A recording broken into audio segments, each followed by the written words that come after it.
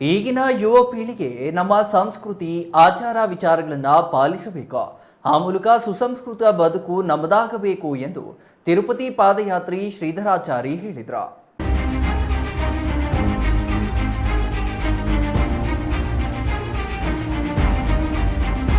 ಗೌರಿಬಿದನೂರು ತಾಲೂಕಿನ ತೊಂಡೆಬಾವಿಯಿಂದ ತಿರುಪತಿಗೆ ಕಾಲ್ನಡಿಗೆಯಲ್ಲಿ ಹೊರಟ 24ನೇ ವರ್ಷದ ಪಾದಯಾತ್ರಿಗಳ ತಂಡದ ನೇತೃತ್ವ ವಹಿಸಿದ್ದ ಶ್ರೀಧರಾಚಾರಿ ಮಾರ್ಗ ಮಧ್ಯೆ ಶಿಡ್ಲಘಟ್ಟ ಚಿಂತಾಮಣಿ ಮಾರ್ಗದ ವೈ ಹುಣಸೇನಹಳ್ಳಿಯಲ್ಲಿ ಮಾತನಾಡಿದರು. ಪಾಶ್ಚಿಮಾತ್ಯ ಸಂಸ್ಕೃತಿಗೆ ಮೊರೆ ಹೋಗುತ್ತಿರುವ ಯುವ ಪೀಳಿಗೆ ನಮ್ಮ ಸಂಸ್ಕೃತಿ ಹಬ್ಬ ಹರಿದಿನಗಳನ್ನು ನಿರ್ಲಕ್ಷಿಸುತ್ತಿದ್ದಾರೆ. ಸಂಪ್ರದಾಯ ಗೌರವಿಸುವ ಮನೋಭಾವ ಕಡಿಮೆಯಾಗುತ್ತಿದೆ. ಸಮಾಜದಲ್ಲಿ ಇತ್ತೀಚಿನ ವರ್ಷಗಳಲ್ಲಿ ನಡೆಯುತ್ತಿರುವ ಘಟನೆಗಳು ಬಿಂಬಿಸುತ್ತಿವೆ ಎಂದರು. ಕಲ್ಯಾಣ ಹಬ್ಬದ ಗಾತ್ರಾಯ ಕಾಮಿತಾರ್ಥ ಪ್ರದಾಯನೆ ಶ್ರೀಮದ್ ವೆಂಕಟನಾಥಾಯ ಶ್ರೀನಿವಾಸಾಯ ಮಂಗಳಂ.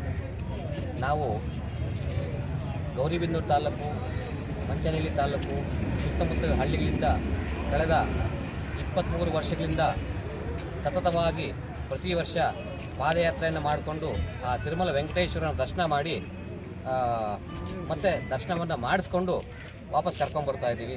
ಇದೇ ರೀತಿ ಈ ಒಂದು 24ನೇ ವರ್ಷದ ತಿರುಮಲ ಪಾದಯಾತ್ರೆಯ 3ನೇ ದಿನ ಇವತ್ತು ಬೆಳಗ್ಗೆ ಇಲ್ಲಿ ಫಲಹಾರ ತಿಂಡಿ ಮಾಡುವ ಸಲುವಾಗಿ ಇಲ್ಲಿ ಒಂದು 10 ನಿಮಿಷ ವಾಸ್ತವ್ಯ ಹೂಡಿ ತದನಂತರ ಇಲ್ಲಿಂದ ಹೊರಟು ಚಿಂತಾಮಣಿಯಿಂದ ಆಚೆ ಕಡೆ ಬೂರುಮಾಕ್ಲಹಳ್ಳಿ ಅಲ್ಲಿ ಒಂದು ವಾಸ್ತವ್ಯವನ್ನು ಹೂಡಿ ಇದೇ ರೀತಿ ಪ್ರತಿ ದಿನವೂ ಭಜನೆ ಪ್ರತಿಯೊಂದು ದೇವರ ನಾಮಗಳು ಸ್ಮರಣೆ ಮಾಡಿಕೊಂಡು ಆಮೇಲೆ ನಮ್ಮ ಹಿಂದೂ ಸಂಪ್ರದಾಯದ ಈ ಒಂದು ಯುವಜನ ಪೀಳಿಗೆಗೆ ಒಂದು ಮೆಸೇಜನ್ನು ಕೊಡ್ತಾ ಭಗವಂತನ ದರ್ಶನ ಮಾಡ್ಕೊಂಡು ಮತ್ತೆ ವಾಪಸ್ಸು ಬರ್ತಾ ಇದ್ದೀವಿ. ಇದು ನಿರಂತರವಾಗಿ ಸಾಗ್ತಾ ಇದೆ.